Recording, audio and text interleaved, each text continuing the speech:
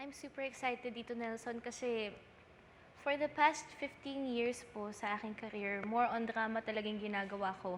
So ito po yung first ko na rom-com talaga. Ito po talaga yung first show ko na ang script is talagang about sa love life, ganyan. Sobrang kilig, ganun po. For me po, it's a big blessing kasi of course, Jillian Ward yan, and to be partnered with her, masaya lang po talaga ako. I'm very grateful kasi we work together sa Abot Kamayan. But this time nga, it's more formal. It's a love team and a rom-com po. And my dream of being a leading man is slowly coming into place, and I get to have Miss Jillian Ward as a leading lady. When you say dual role, magkaiba yung personality nito. Opo. Paano ka nagsiswitch into being Tata, into being Venice?